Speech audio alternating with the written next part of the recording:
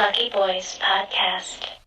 Why Countries. is there a random Chinese actor or actress in this big blockbuster movie all of a sudden? Why was Fan Bingbing in the director's cut of Iron Man, saving Iron Man? Dr. Wu saved Iron Man in one of the Iron Mans. You know, now that you're mentioning Asian Americans in movies, I will say this.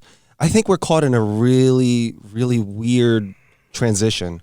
Whereas before, and we talked about this before, and so have us all the time. We're in that arena, and it on one end, it used to be if you're a kung fu artist, if you're a nerd, or you're just typical corny Asian gangster, right?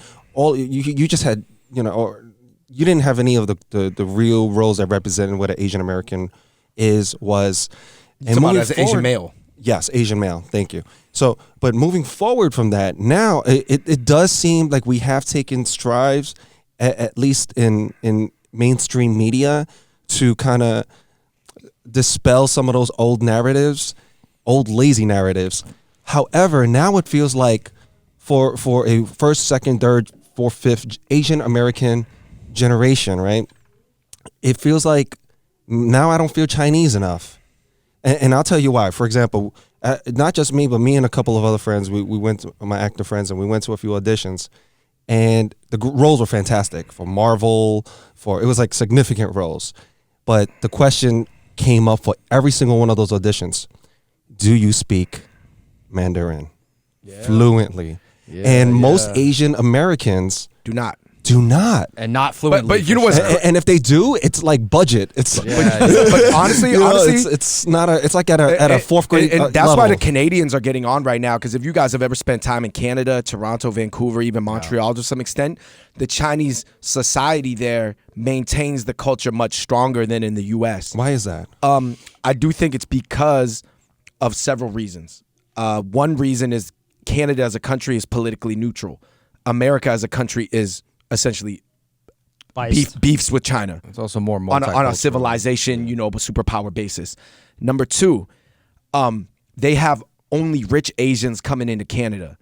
Rich Asians typically are like, the survival aspect of life is already taken care of, so they can mold their kids to be a little fobbier. Do you see what I'm saying? Like, most people here, I know people who can barely even speak to their parents, and their parents are terrible at English, and they only understand Chinese. So they're speaking back to their parents in terrible English. Like their parents speak terrible English. They speak terrible Chinese. And it's almost just for the sake of survival. Because they figure in America, it's like there's a little bit more pressure to buy into the system here. Canada, there's white people in Canada that are like 5 generations in, they still speak French. Have you ever seen a white American that's 5 generations French that still speaks French? Yeah. You don't see it anymore. Like, it's done. They wash it out. One of the former prime ministers or presidents or whatever from Australia spoke fluent Mandarin.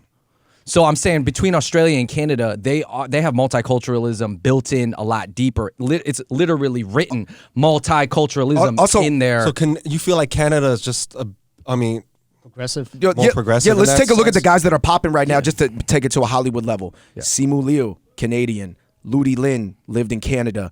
Shout out to Chase Tang. I know Chase Tang. He just booked something. Canadian. Right.